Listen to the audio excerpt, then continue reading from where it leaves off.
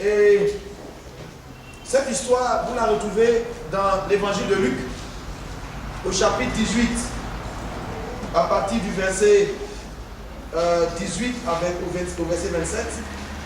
Vous retrouvez également cette histoire dans l'évangile de Marc, au chapitre 10, à partir du verset 17 à 31. Donc c'est un événement qui s'est produit pendant le ministère du Seigneur Jésus-Christ de Nazareth. Et cela va nous servir de base donc pour apporter cet enseignement, ou tout du moins introduire ce sujet-là, porter de bons fruits. Alléluia. Voici un jeune qui arrive.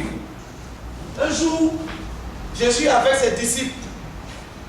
Et il est en train donc de traverser une ville. Il est arrêté quelque part. Et ce jeune homme arrive. Dans l'évangile de Marc, au chapitre 10, verset 17, la Bible dit que un homme accourut et se jeta à genoux. Ça veut dire que même il s'est même mis à genoux devant le Seigneur Jésus-Christ de Nazareth.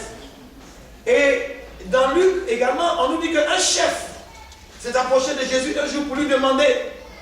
Donc ce jeune homme, écoutez bien, non seulement il était riche, la Bible dit qu'il était fort riche. Et la Bible dit que c'était un chef.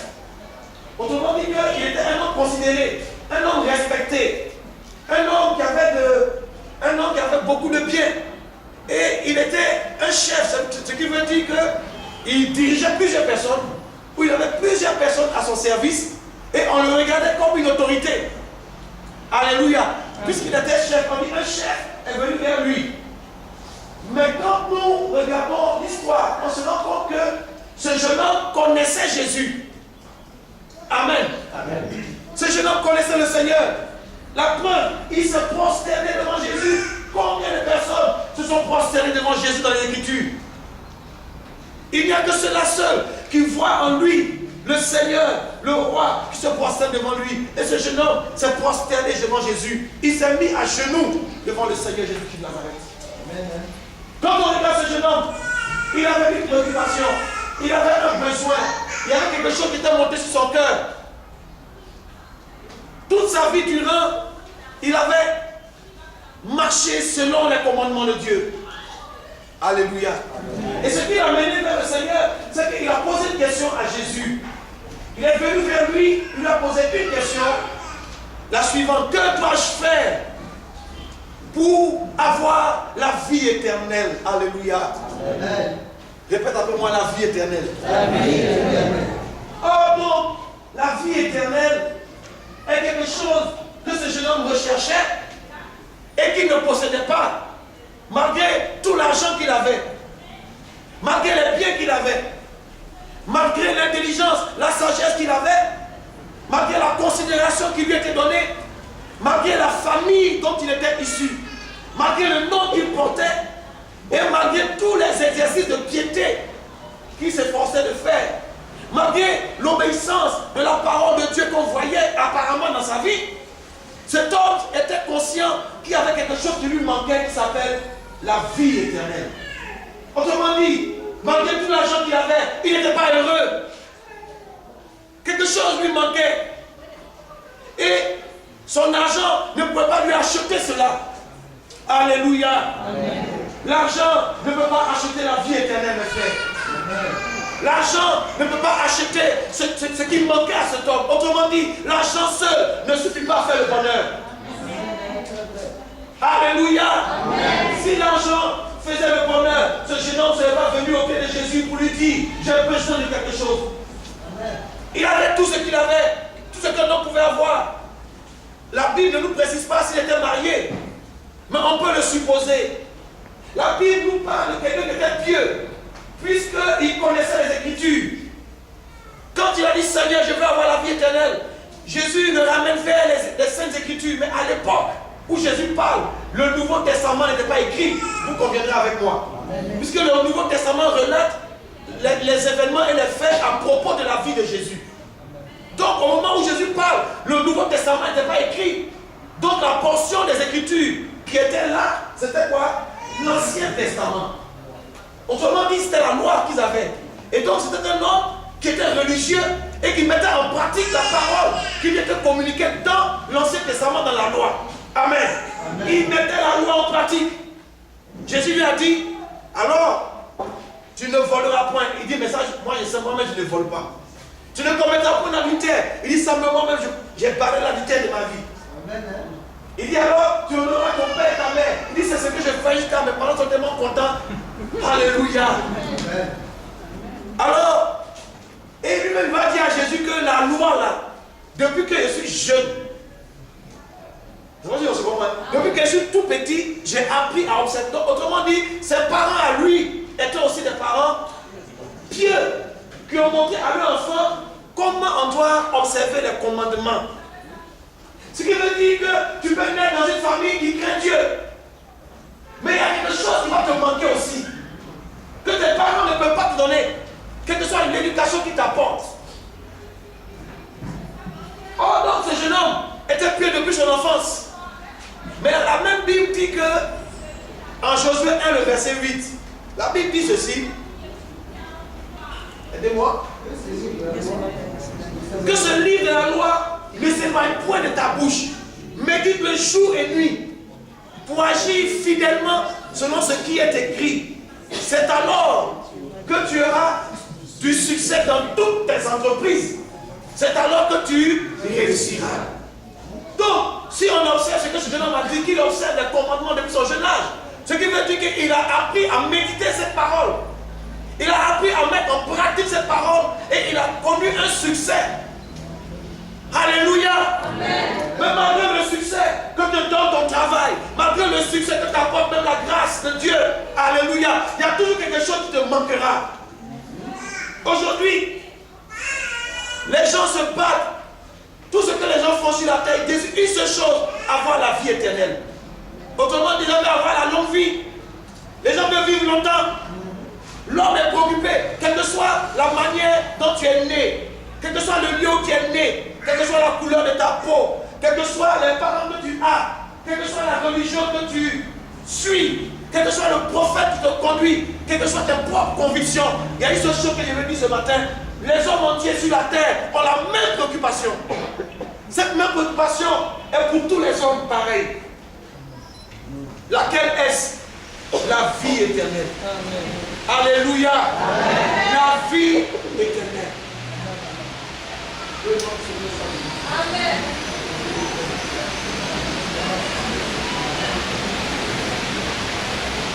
La vie éternelle.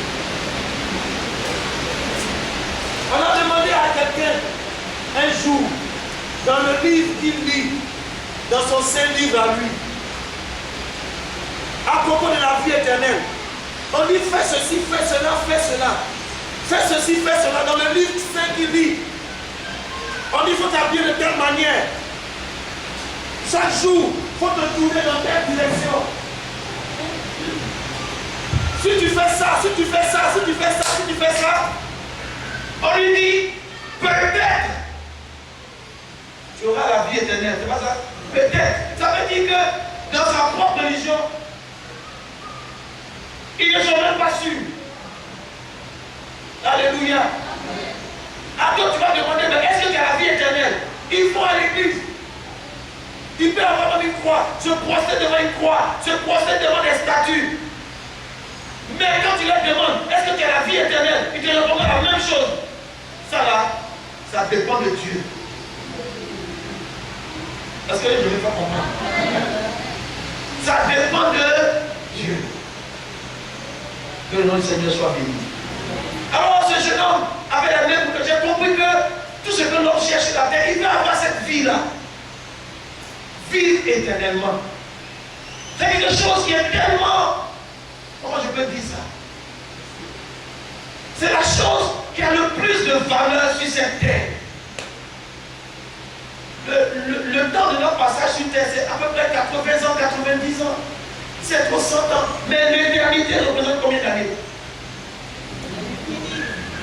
L'éternité représente l'infiniment grand, incontable. On ne peut pas mesurer, incommensurable. L'éternité, vivre éternellement. Et c'est possible. Et Dieu, dans sa grande bonté, nous a donné, alléluia, la vie éternelle. La Bible dit que Dieu a tant aimé le monde qu'il a donné son Fils, afin que quiconque croit en lui ne périsse point, mais qu'il ait la vie éternelle. Alléluia. Et je veux rendre grâce à Dieu qui nous a donné la vie éternelle en son Fils Jésus-Christ de Nazareth. Alléluia. Quelqu'un dit Amen. Quelqu'un dit j'ai la vie éternelle. Alors une autre question pour toi. Tu as ce que l'homme le plus riche du monde cherche. Donc entre vous deux, la question que je vais poser est tout à fait simple à début. Entre vous deux, qui est plus riche? Il est prêt à acheter ce que tu as. La Bible dit que le rachat de l'âme n'aura pas lieu. Ce n'est pas à prix d'argent qu'on achète cette vie-là. Alléluia. Mais ça a coûté un prix. La Bible dit qu'on a été racheté à un grand prix. Tout l'or du monde, tout l'argent du monde, toutes les richesses du monde réunies ensemble sur un même compte ne suffirait pas pour acheter cette vie éternelle. Alléluia. Cette vie éternelle pour un seul homme. On n'aurait pas assez d'argent sur cette terre, ni de richesse pour un seul homme, à plus forte raison pour 6 milliards de personnes. Combien de personnes pourraient avoir la vie éternelle si elle devait être achetée? Mais elle a été payée par le sacrifice du Fils de Dieu sur la croix. Et la Bible déclare que nous avons été rachetés à un grand prix. Et cette vie éternelle, vers laquelle le monde entier court, cette vie éternelle nous est donnée, alléluia, en Jésus-Christ de Nazareth. Pour que tu sois convaincu, lisons ensemble 1 Jean. Allons dans 1 Jean chapitre 5. Et je voudrais que notre sœur fasse la lecture. 1 Jean chapitre 5, à partir du verset 11. Il me semble. Voilà, à partir du verset 11. 1 Jean 5.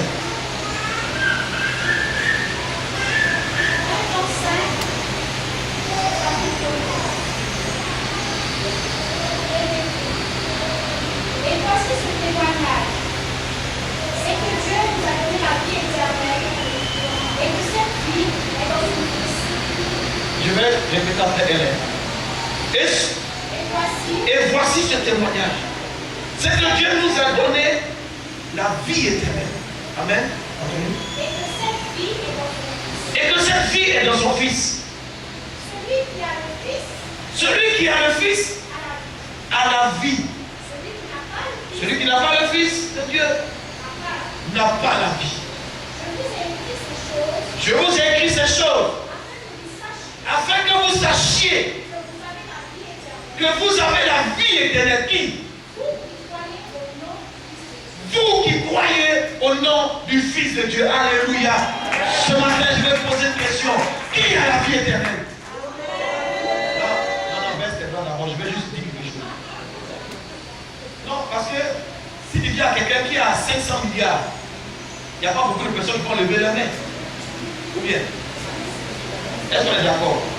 Si tu demandes à quelqu'un, bon, qui a 1000 milliards, tout le monde ne lève pas la main. Donc fais attention avant de lever la main.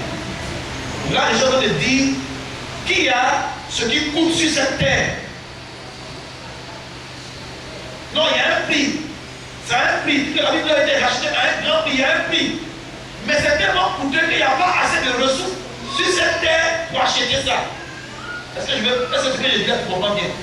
Ça veut dire que quand tu détiens ça, tu fais partie d'une classe à part des personnes les plus riches. Parce que comment tu as eu ça? Je ne sais pas si je vais parler. Là, j'ai posé la question. Qui a la vie éternelle? Pour être sûr. Si tu as la vie éternelle, ça veut dire que tu n'es pas n'importe qui. Tu détiens en toi ce que plusieurs personnes cherchent à avoir et ne le peuvent. Ce que les gens nous regardent, ils peuvent crier sur comme ça, une personne élevée qu'on fait du bruit. Ça les énerve parce qu'on a ce qu'ils n'ont pas. Ça les énerve parce qu'ils ne pourront jamais avoir ce que nous avons.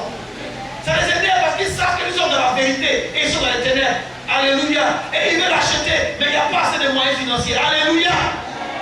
Alors, si Dieu a pu te donner ce qui est plus cher, est-ce que c'est ce qui est moins cher qu'il va te donner? Si Dieu a pu te donner la vie éternelle dans son Fils Jésus, pourquoi quand tu pries, Seigneur, j'ai besoin de 10 millions, tu as peur? Seigneur, j'ai besoin de 600 000. C'est peu de choses à tes yeux. Il t'a donné ce qui est plus cher. C'est pourquoi quand tu pries, il faut que tu pries avec assurance. Et ce que Dieu, il t'a dit à donner, c'est du coup plus cher. Il n'y a rien d'autre. Il n'y a plus rien derrière qui ne puisse te donner. Est-ce que je parle à quelqu'un ce matin? Comprends qu'il n'y a plus rien que Dieu ne puisse te donner. Est-ce que je peux continuer un peu? Donc, voici ce jeune homme religieux qui observe la loi. Donc, ça veut dire qu'il y a des personnes qui ont la Bible en main, qui connaissent Dieu, mais qui n'ont pas la vie éternelle. Est-ce que ce que je dis est juste? Dans le cas de ce jeune homme au moins. Et il s'approche, il vient devant, il se retrouve devant qui finalement? Il se retrouve devant qui? Il se retrouve devant la vie éternelle. Et il n'est même pas conscient que c'est la vie éternelle qui est là. Et il dit Seigneur, il se prosterne devant la vie. Oh, que le nom de Dieu soit béni. Il est prosterné devant la vie éternelle. Alléluia. Et il ose lui dire, qu'est-ce que je dois faire? Jésus le regarde.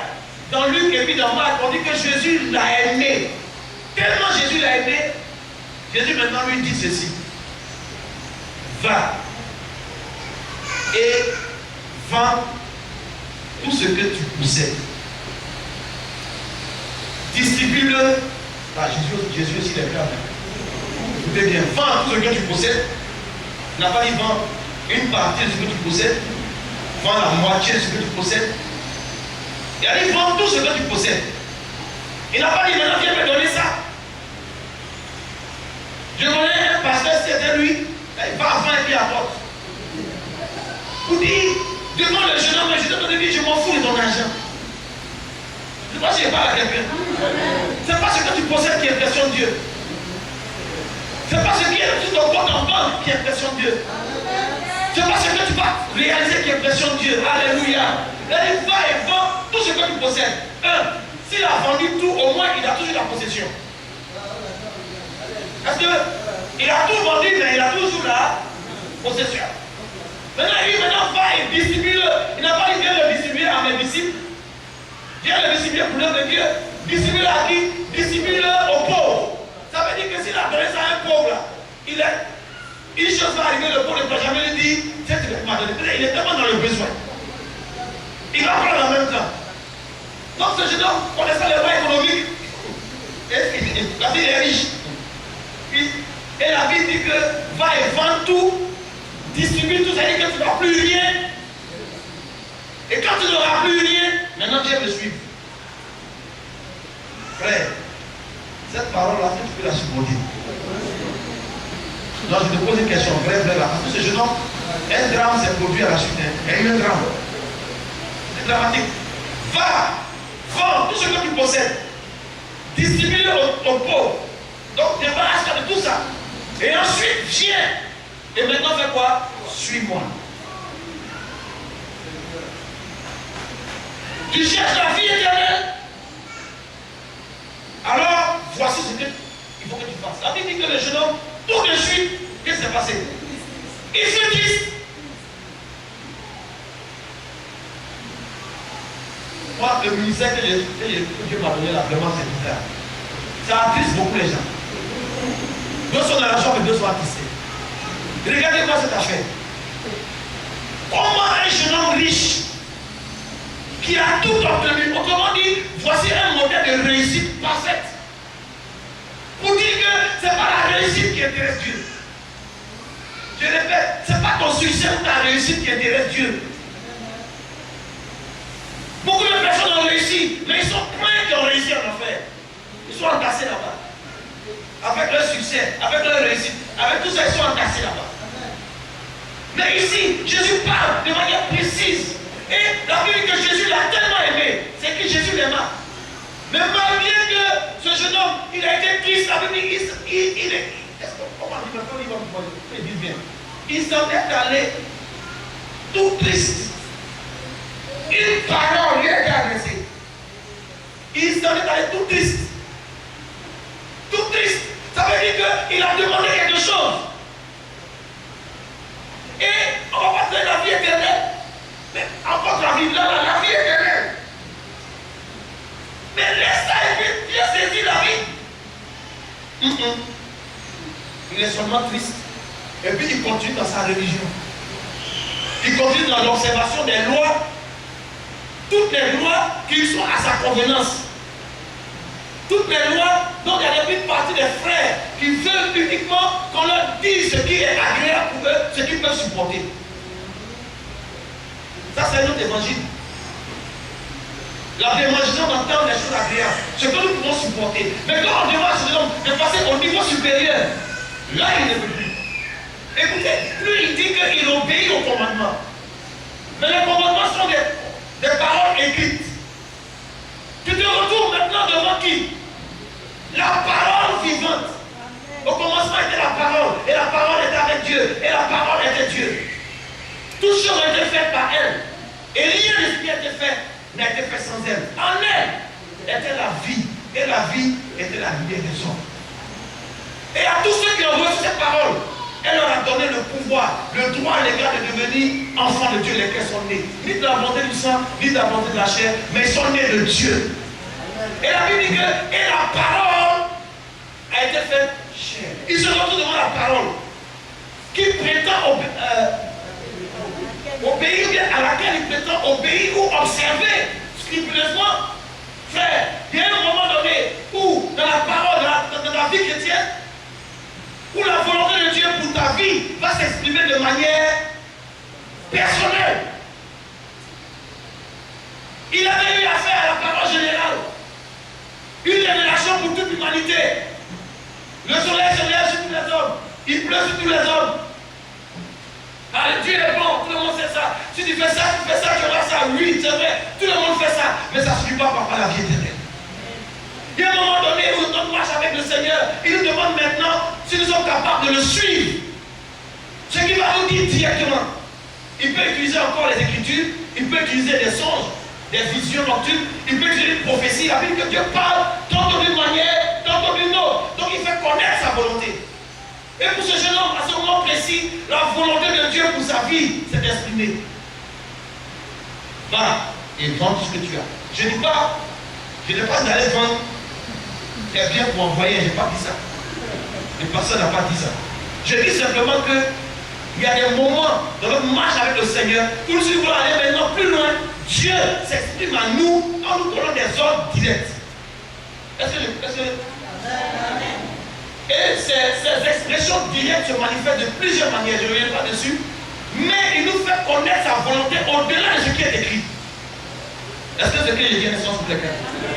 Ou tu sens que voilà ce qu'il te demande de faire, mais en ce moment précis, tu as commencé à te poser la question, est-ce que ça vient de Dieu ou bien ça ne vient pas de Dieu? On peut prendre dans les gens, regarde, tu vas te marier, supposons. Seigneur, donne-moi un mari, Seigneur, donne-moi un mari. Et puis, il n'y a pas de réponse. Certainement que je vais présenter mes désirs, je veux qu'ils soient blancs. Et les blancs sont gentils, comme ça. C'est la prière d'une sœur. C'est une sœur que j'ai connue à longtemps. Un blanc, et pour être précis, tellement Dieu est fort.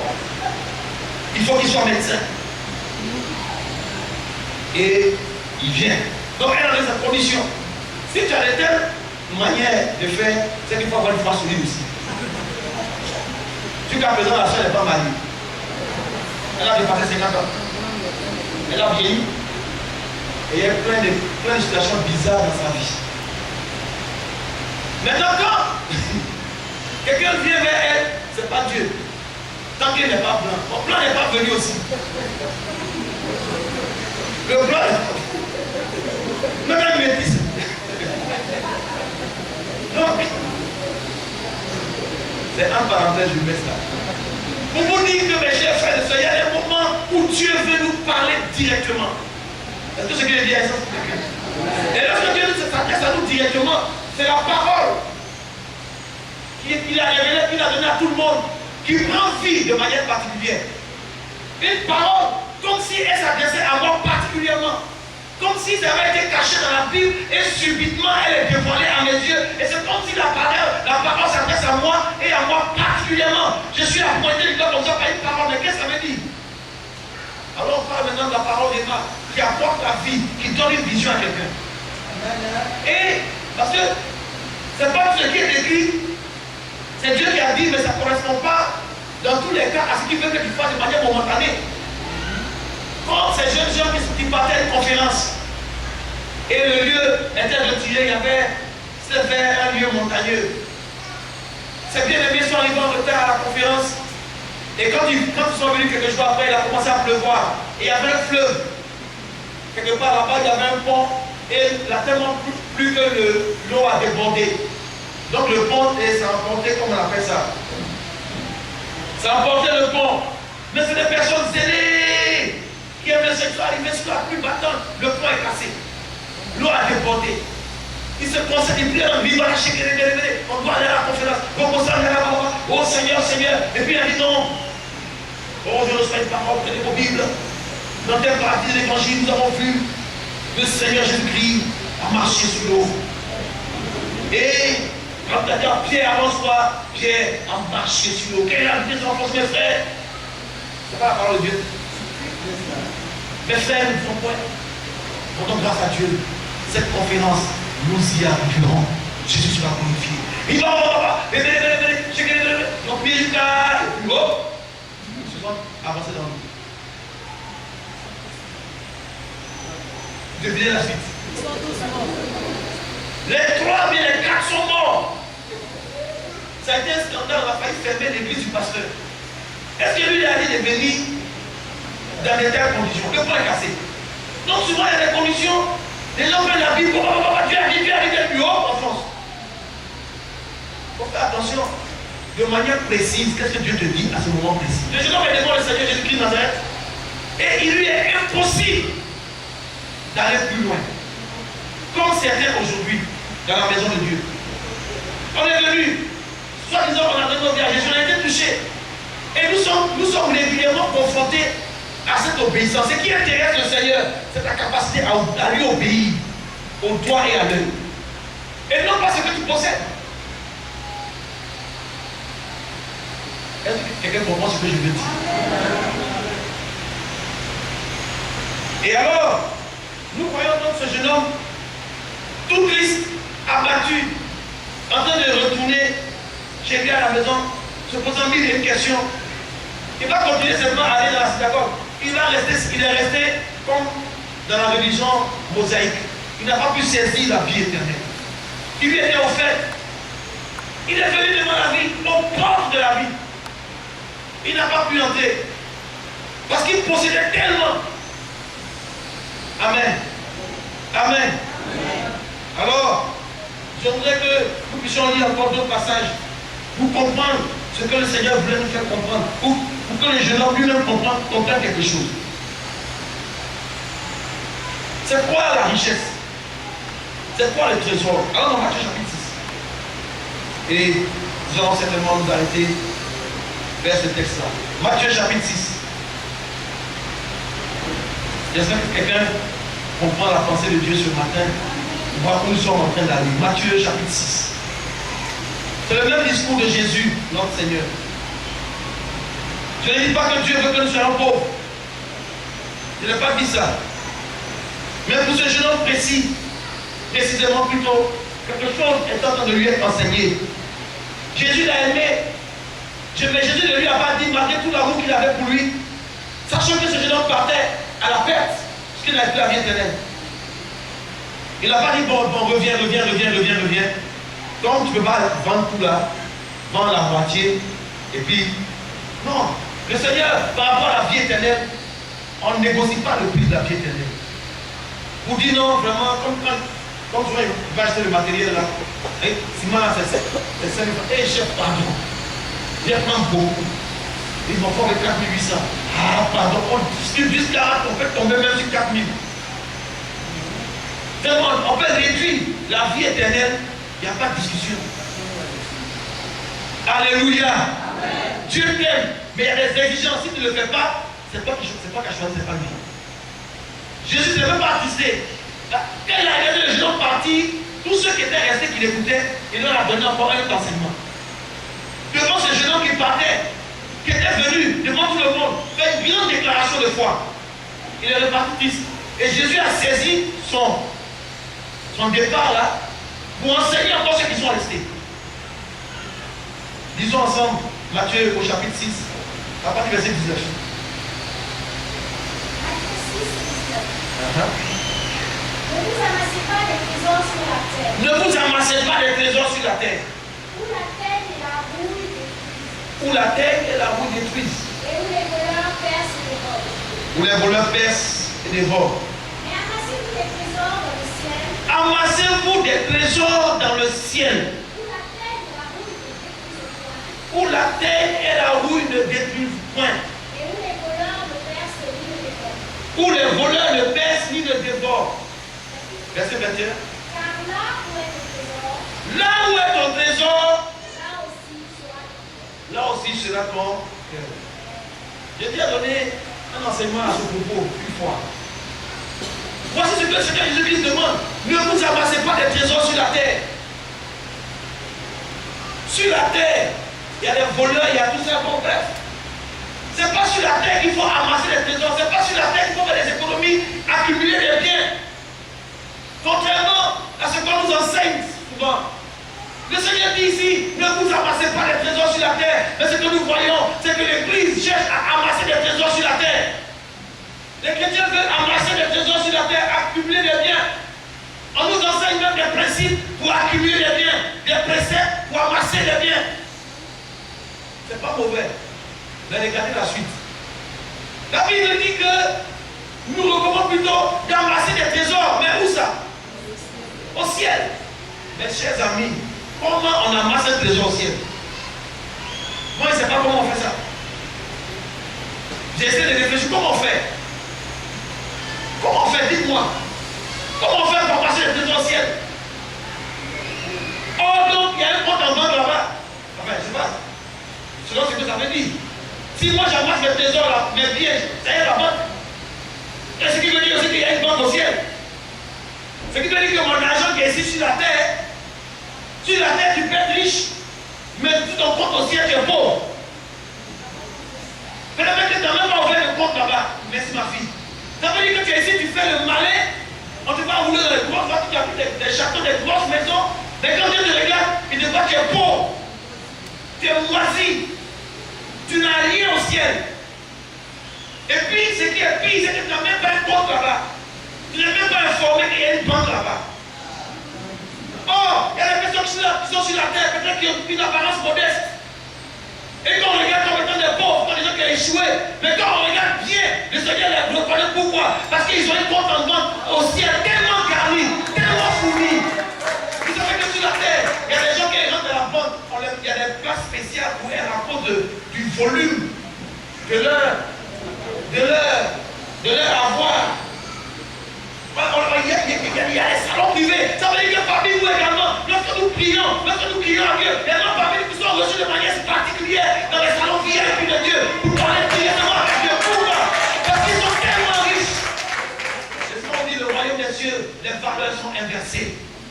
Les valeurs de ce monde, ils n'ont pas les mêmes valeurs que les valeurs du royaume de Dieu. Le plus riche sur la terre, aux yeux de Dieu, est le plus pauvre. Il y a des pauvres sur la terre qui sont pauvres au ciel aussi, ils n'ont rien. Il y a des riches sur la terre qui sont riches également au ciel, alléluia. Mais il y a des pauvres sur la terre aussi qui sont riches au ciel, alléluia. Gloire soit rendue à Dieu.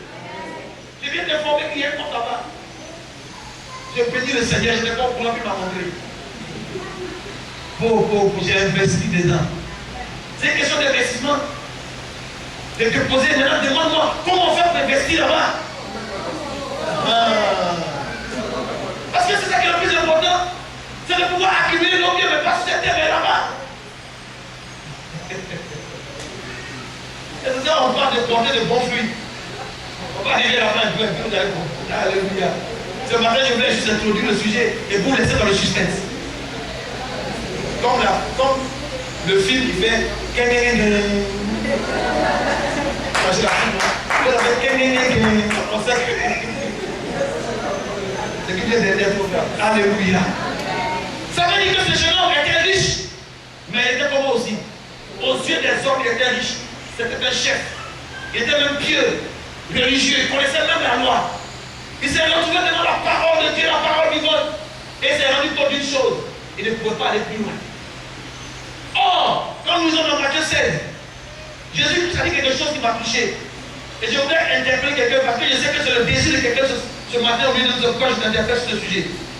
Au verset 21, Matthieu 16, je vais le lire. Jésus lui dit, ou bien, Madame Dieu, il n'y a pas dit, on va dire c'est moi.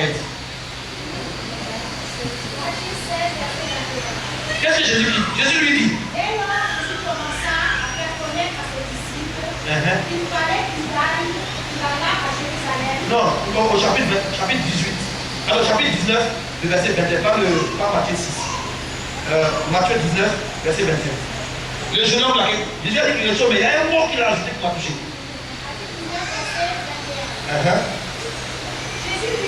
Jésus lui dit. Si tu veux être comment? Si tu veux être parfait. Donc il est possible de devenir quoi? Parfait.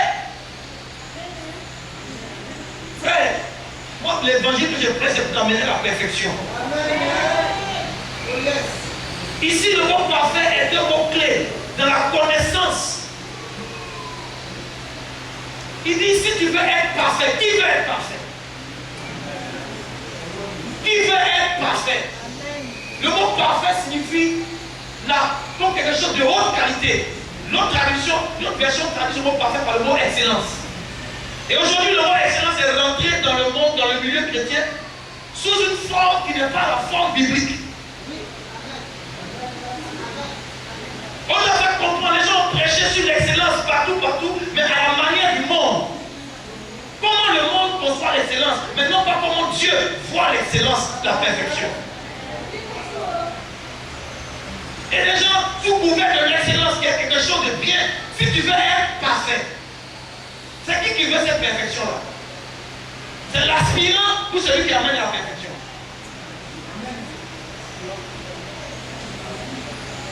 Si tu veux être parfait, si tu aspires à cette perfection, si nous voulons un service excellent, si nous voulons un service parfait, il y a quelque chose à faire. Et encore en Matthieu chapitre 5, verset 48, le Seigneur Jésus dit, soyez parfaits, comme votre Père Céleste est parfait. Donc, quand il se dit soyez parfaits, c'est une injonction. Nous devons rechercher quoi? À être parfait, à être excellent dans notre marche avec Dieu, dans notre service de Dieu. Et il dit, voici comment être parfait. Gloire soit rendue à Dieu. Amen. Le Seigneur Jésus dit maintenant, pour que si tu veux être parfait, si nous voulons le niveau d'excellence, beaucoup ont prêché sur l'excellence. C'est maintenant j'arrive avec le message sur l'excellence. Ils ont fait des dits pour eux, nous aussi là, on va dire pour nous. Ils ont prêché sur l'excellence. Malgré toute l'excellence qu'ils ont prêché, les chrétiens sont devenus orgueilleux, les chrétiens sont devenus très riches, mais en même temps très orgueilleux.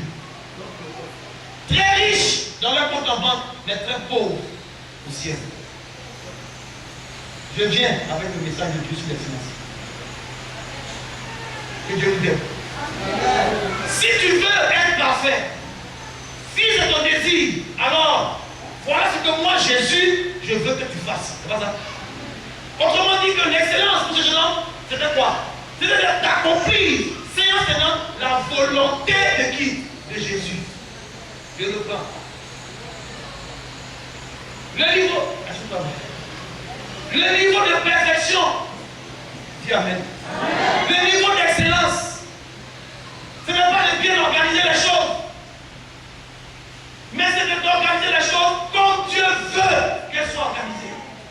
C'est différent entre avoir un service de communication qui sait comment faire les choses bien. Ça, c'est l'excellence selon quoi? Selon le monde, selon l'école. Un service qui donne un conseil sur le vêtement pour que le pasteur soit bien habillé. Ça, ils m'ont donné un conseil pour que je sois bien habillé. Mais si je demande au Seigneur, comment est-ce que tu veux que je m'habille ce matin? Je peux venir mettre en boubou et puis le temps costume, cravate, tout est marié bien, non? Mais entre nous deux, qui est parfait? Ah, il faut faire attention. Répondez bien. Répondons bien. Répondons bien.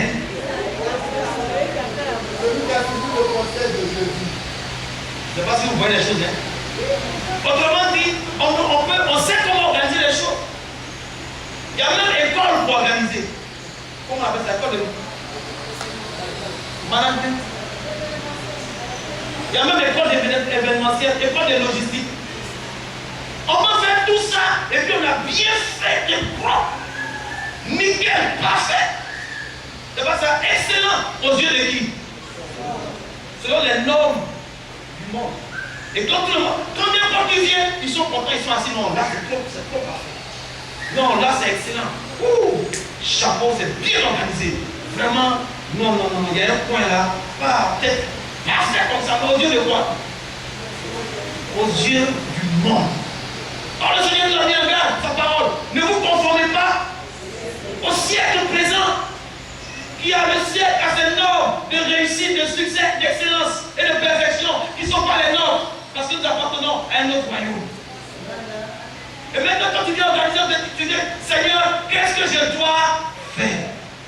Quand Jésus a exprimé sa volonté à ce jeune homme, si tu veux être parfait, alors va et vends. Il ne dit pas de manière exclusive à tous les gens, vendez vos biens, mais pour ce jeune homme précisément. Il exprime à ce jeune homme quoi? Lui, Jésus, sa volonté.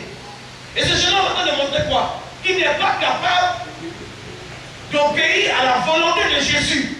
Donc, il n'est pas prêt à marcher où ça? Dans l'excellence. Il n'est pas prêt à marcher dans la perfection. Mais quand on le regarde, on l'appelle chef. Va dans l'entreprise de ce jeune homme. Va dans son travail, va voir comment il est organisé. Va voir ses comptes en compte. Va dire, voici un homme qui a réussi. Il est même un modèle. Suivez ce jeune homme, il a tout réussi. Si vous marchez comme lui, vous réussirez comme lui. Que je parle à quelqu'un.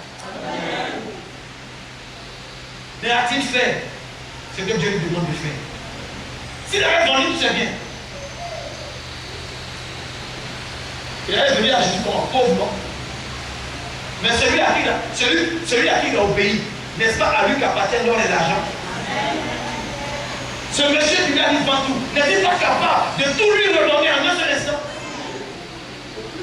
Donc en qui ce jeune homme avait mis sa confiance?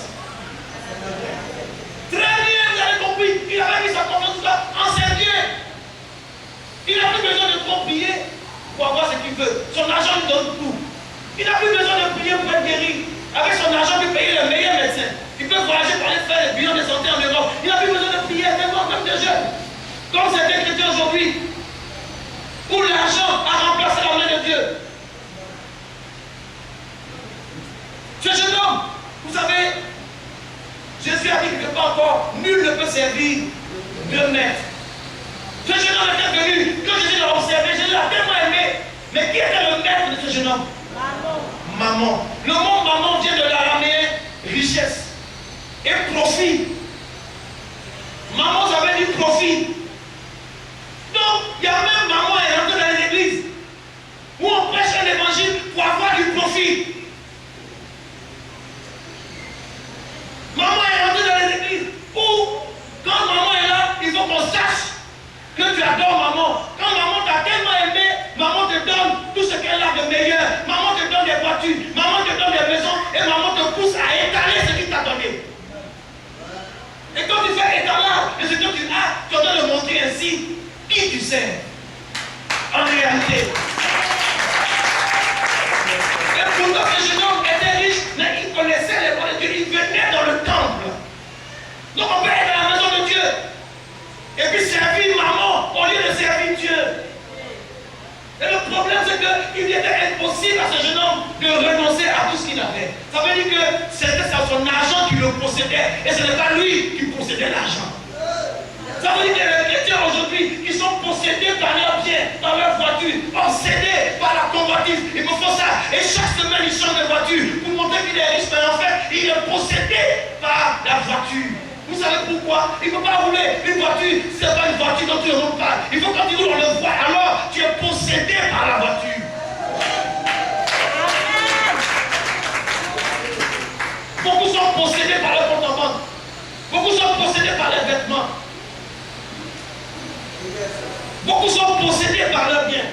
Et Jésus a dit que quand tu es piqué, maman est comme le virus du sida. Il n'y a pas son médicament.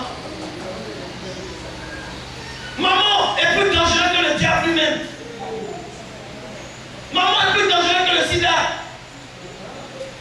Maman, quand il t'a injecté côté, quand il a inoculé son venin, plus personne ne peut t'empêcher. Maman a créé ce qu'on appelle la loi d'attractivité. Je vais t'expliquer.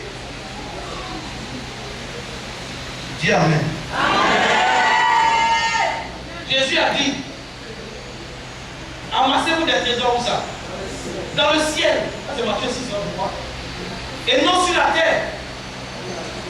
Et il a dit, car là où sera quoi? Là où sera ton trésor, là aussi sera quoi? Là aussi sera ton cœur. Autrement dit, maman cherche quoi? Il cherche ton cœur. Et Jésus aussi cherche quoi? Il cherche ton cœur. Donc ton cœur est la convoitise de Jésus et de maman. N'accapez pas d'abord. Une démonstration. Regardez bien. Mets-toi ici. Mets-toi ici. Bien. Mets-toi là. Bon, un des deux. Tu vas être. Là, c'est juste me permettre. Pourquoi tu comprends? Quand il regarde là, on dirait que.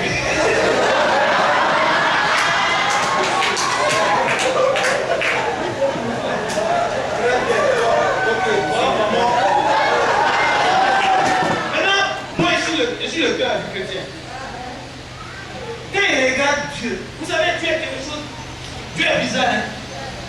Je vais vous poser une question que j'ai posée à des chrétiens, ça les a choqués. Je ne sais pas vous choquer pour qu'on comprenne cette image. Regardons bien, en termes de réussite sociale, en termes de réussite mondiale, la réussite, c'est quoi aujourd'hui?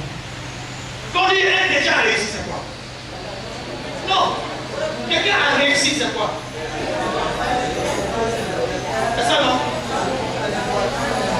Voyez, la réussite, c'est ça, non? Non, dites-moi tout. Quelqu'un qui a réussi, c'est quoi? Il a quoi? Il a beaucoup d'argent.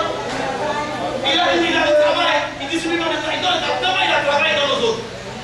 Il a beaucoup de voitures, beaucoup de maisons, il voyage. Ça, c'est quelqu'un qui a réussi, non? C'est ça, non?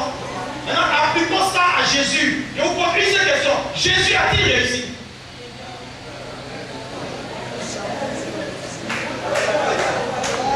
Réfléchissons ensemble, je vais vous aider. Jésus, il est mort à 33 ans. Il n'a même pas eu une longue vie. Il n'a même pas marié. Il n'a même pas eu d'enfant. Il n'a même pas eu une seule maison pour loger. Regardez un truc comme ça. Il n'a même pas réussi. Hein? Il est mort à 33 ans. Il a blagué tous ceux qui l'ont suivi. Ce monsieur-là, il ne pouvait même pas payer à manger pour les gens. Il ne pouvait même pas payer un hôtel pour loger. Lui et ceux qui le suivaient, ils dormaient au dehors. Même pour manger, ils prenaient le maïs au dehors dans les champs. Ils écrasaient pour manger. Il n'a même pas l'eau pour laver sa main souvent. Même pour prendre transport, pour traverser l'eau. Et donc il marchait sur l'eau. Alors, je vous pose la question. Réfléchissez ensemble et dites-moi la vérité. Oui, je crois. Dites-moi la vérité. Jésus a-t-il réussi? Oui ou non? Selon les normes en vigueur actuellement. Regardez-moi un homme comme ça. Ceux qui le suivaient, quel sens de l'organisation ils avaient? Avant d'aller dans une ville, il n'y avait même pas de protocole pour le dénoncer. Même à Samarie, on a dit qui est Jésus. Foutez tout le temps, même ils ont voulu faire tomber le feu sur la ville. Quel protocole il avait? Combien de gardes de corps il avait? Aucun. À l'époque où Jésus vivait, il y avait des chevaux. Même Élisée, avec 12 paires de bœufs, quand il travaillait, autrement dit un capteur d'une puissance. Jésus n'avait même pas un seul cheval pour monter, il touche à pied. Ses pieds pleins de poussière. Quel habit il avait? Quel était son couturier? Son habit était fait d'aucune couture. C'est-à-dire qu'il prend le drap et puis il s'en marre dedans. Comme au village, on met nos plus tard un côté. Ce qu'il faisait, il prend une main, il s'en fout de ses billes. Voilà son habit. Alors je vous pose la question, réfléchissez bien et dites-moi ce matin si Jésus-Christ a réussi. Alors, s'il n'a pas réussi, pourquoi on le suit? Aujourd'hui, beaucoup de chrétiens, beaucoup d'églises vont arrêter de suivre Jésus. Puisqu'on a dit que pour réussir dans la vie, il faut suivre et marcher avec ceux qui ont réussi. Ça veut dire qu'aujourd'hui, on ne peut plus marcher avec Jésus. Pourquoi? Il n'a pas réussi. Je le dis et je l'assume. Je dis que c'est maintenant que Jésus avec le message.